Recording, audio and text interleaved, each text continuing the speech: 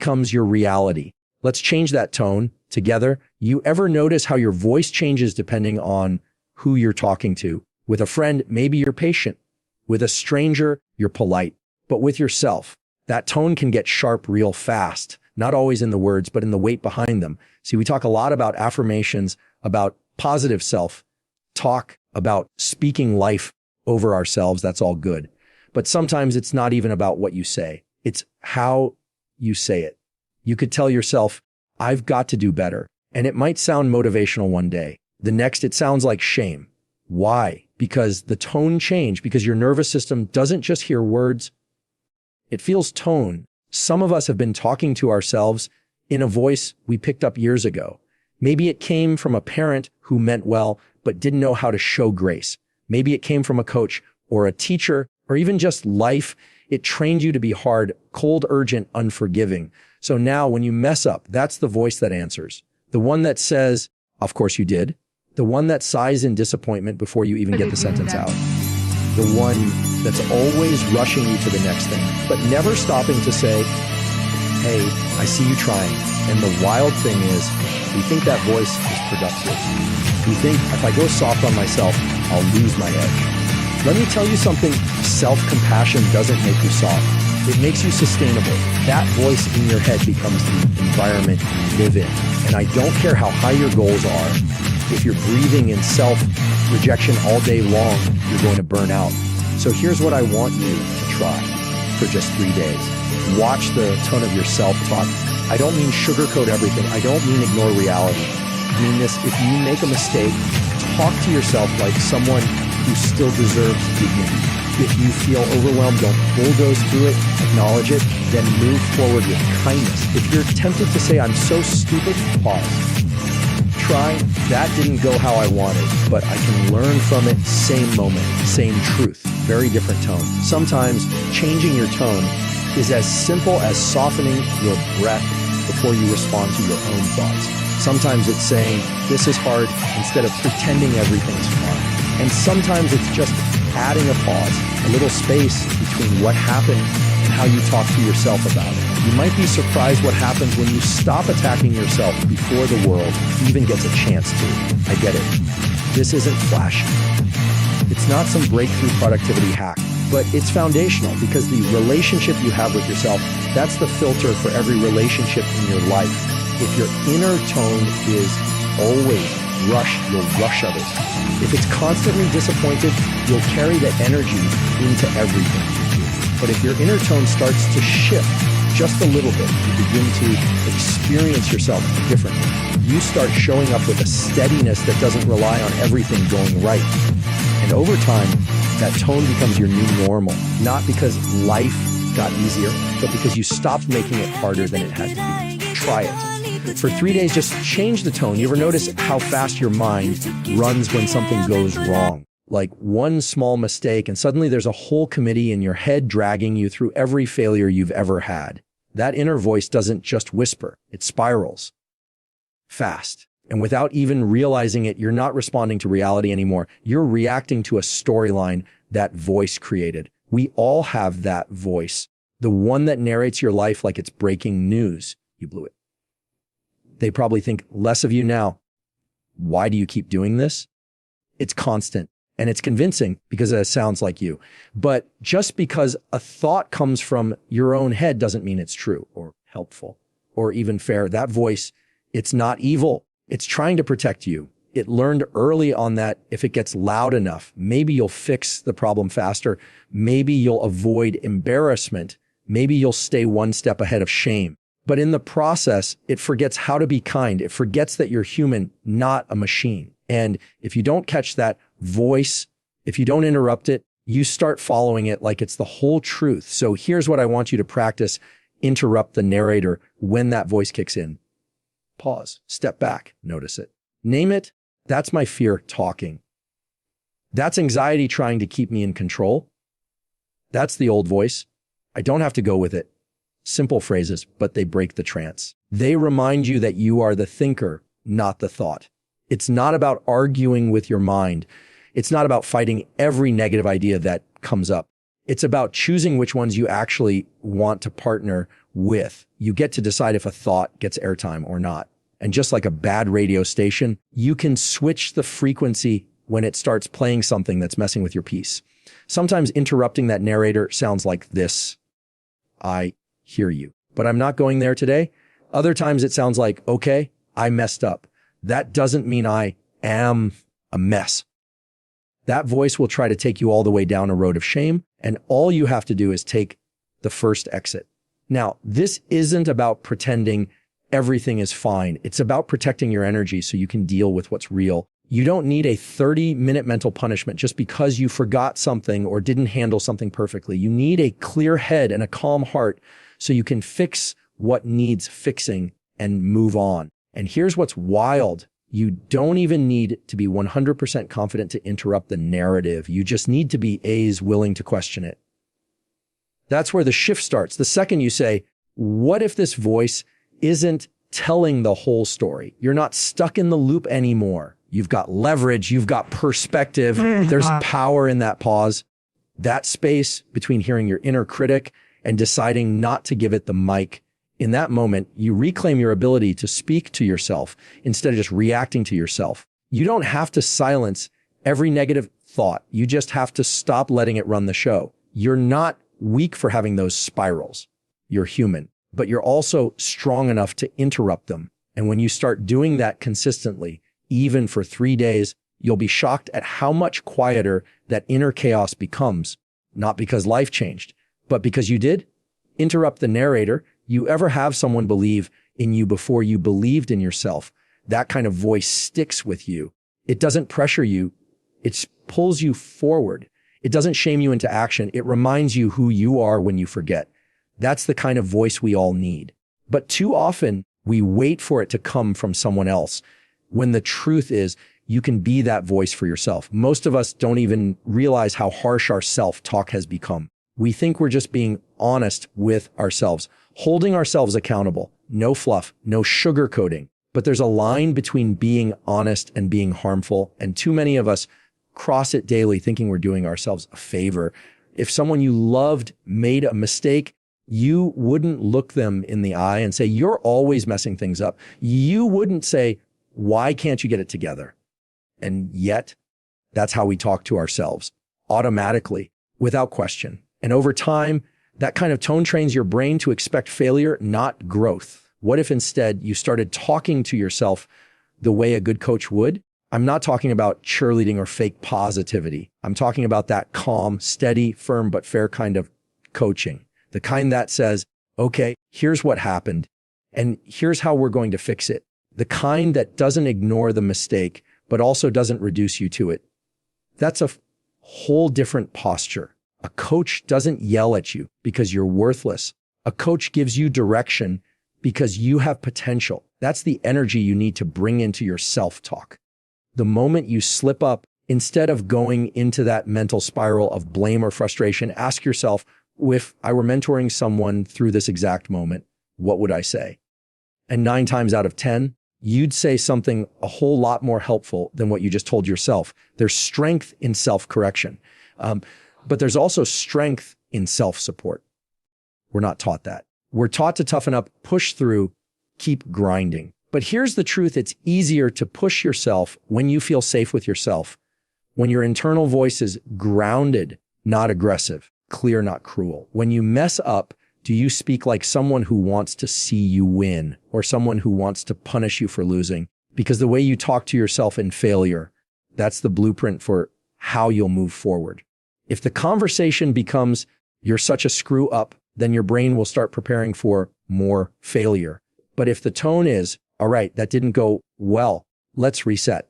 Now your energy is in solution, not shame. That small difference, that's what makes real growth possible. You know what else happens when you start coaching yourself instead of criticizing? You build trust with yourself. And trust changes everything. When your inner voice becomes a safe space, you stop avoiding your reflection. You stop numbing out. You stop pretending everything is fine because you're afraid of how you'll treat yourself when it's not.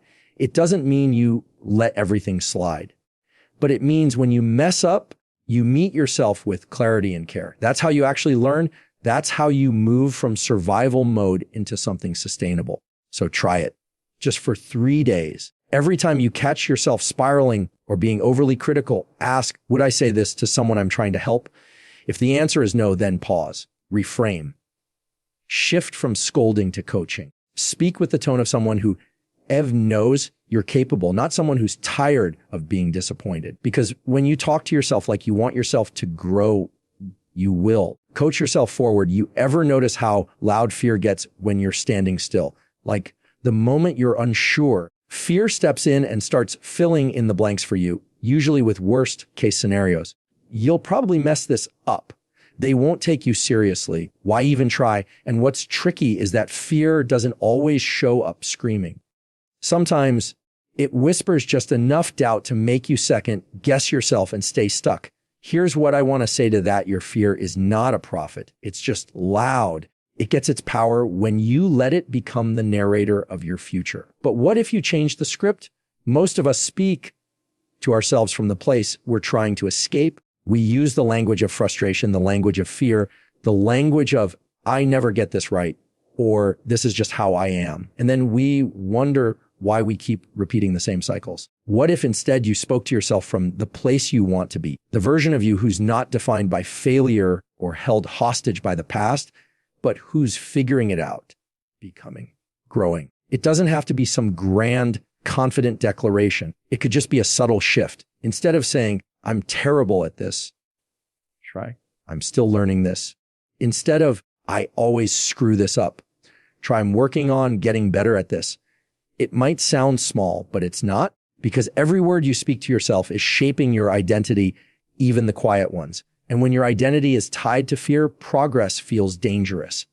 But when your identity starts to root in growth, in hope, in the possibility of more things open up, you start moving not because fear disappeared, but because your future voice got louder than your fear voice. Some of us are waiting to feel completely ready before we change how we talk to ourselves. But here's the truth, you won't feel ready at first. It's going to feel awkward, even fake, when you start saying things like, I can handle this, or I've got something valuable to offer. And that's okay, because this isn't about tricking yourself. It's about training yourself. You are training your mind to see you not as you were, but as you are becoming. Think about it this way. If you were building a house, you wouldn't look at the first few bricks and say, this is garbage. It's not even livable yet. No, you'd understand that it's a process, that it doesn't have to be finished to be going somewhere. Same goes for you. Don't talk to yourself like you're a failure just because you're in the middle of construction. That future version of you, the one who's more grounded, more confident, more at peace, that version isn't waiting to magically show up one day. It starts showing up now. Every time you choose to speak from where you're going, not just where you're stuck, you have to lead yourself there. And leading yourself doesn't mean pretending everything's fine. It means when fear shows up with its long list of what ifs, you answer with even one, what if it does work? Fear's favorite trick is to get you to rehearse failure before you've even tried. So flip it, rehearse growth, rehearse strength, rehearse what it would feel like to succeed, not perfectly, but genuinely. Because the more you speak from the future, the more you create space to grow into it. You're not lying to yourself by speaking with hope. You're reminding yourself that fear doesn't get the last word. You do. Speak from where you're going. You ever try something new for a day or two and then give up because it didn't feel natural, like you tell yourself, all right, I'm going to be kinder to myself. And for a few hours, you really try. You're aware of your tone. You slow down. You check in with your thoughts. But then stress hits. Life gets loud. And before you even notice, you're back to being short with yourself, hard on yourself, impatient again. And you think, well, maybe this just isn't me, but it's not that it isn't you. It's just not your habit yet. See, we don't change by doing something once. We change by doing it consistently, not perfectly, just consistently. Over time, that repetition starts to rewire the way we respond. And that's the part a lot of people miss. It's not about some magical breakthrough moment. It's about what you do on day 2 and day 3 and every small quiet moment after that when no one's watching, but your thoughts are still talking. You've been speaking to yourself a certain way for years.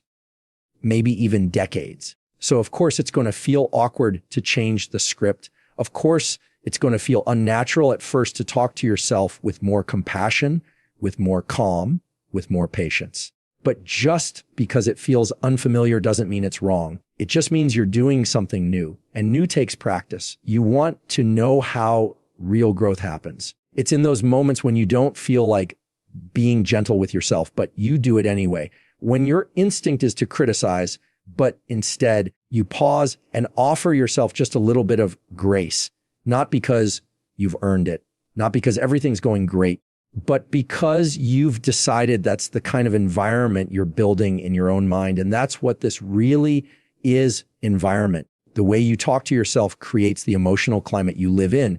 If your default tone is always tense, rushed, sharp, or disappointed, then even your small wins feel heavy. But if your tone is steady, if it's curious, if it's forgiving, then even your tough days don't take you out as quickly. It's not that kindness makes life easier. It just makes it livable. But that kind of tone, compassionate, grounded, stable, it doesn't come from a one-time pep talk. It comes from repetition, from choosing the tone before you feel like it, from this is how I'm going to treat myself now, not for today, for good. And you're not going to get it right every time. That's not the point. You're going to have moments where you slip back into old patterns. That's normal. The goal isn't to never criticize yourself. The goal is to notice when you do and recover quicker. The win isn't in perfection. It's in consistency. And if you stick with it 3 days, 5 days, a week, you'll start to notice something. You begin trusting yourself more. You begin showing up with more calm, more presence. You stop bracing for your own voice to tear you down. You stop walking through life like you're one mistake away from being your own enemy again. You start feeling safe inside your own head. And let me tell you, there is nothing more powerful than that, because when you build consistency, you build stability. And when you build stability, you build resilience. That's what gets you through the chaos. Not just discipline, not just grit, compassion with consistency. Also, when the voice in your head wants to go back to old ways, gently remind it we don't talk like that anymore. Not because we're trying to be perfect, but because we've finally decided to be kind. Try it for 3 days. That's it. 3 days of consistent tone. You'll feel the shift. Maybe not on day 1, maybe not even on day 2, but keep showing up, and something inside you will start to settle, to strengthen, to believe again. Consistency builds compassion. You've been living with your own voice longer than anyone else ever will. And that voice, it shapes how you see yourself, how you move through the world, how you handle setbacks, and how you show up when no one else is watching. This isn't about hype. It's not about pretending you've got it all figured out. It's about choosing just for a few days to speak to yourself like someone who matters, someone worth being patient with, someone who's growing, not failing, someone who deserves the same level of respect you so easily give to others. Watch your tone. Interrupt the spiral. Coach yourself forward. Speak from your future. Be consistent with your compassion. Try it for 3 days. That's it. Talk to yourself like you actually want to see yourself win, because everything changes when you finally do. You ever catch the way you talk to yourself? If you spoke to your friends the way you speak to yourself, would you even have any? For the next 3 days, I want you to try something simple but powerful. Talk to yourself like someone you're actually rooting for. Not perfectly, not artificially, just honestly and with a little more care.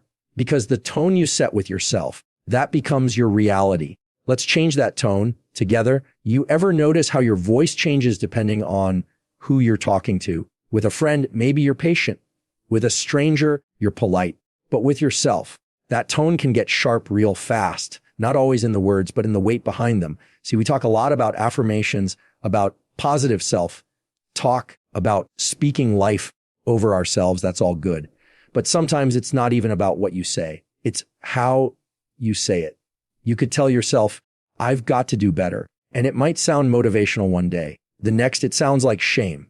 Why? Because the tone changed, because your nervous system doesn't just hear words. It feels tone. Some of us have been talking to ourselves in a voice we picked up years ago. Maybe it came from a parent who meant well, but didn't know how to show grace.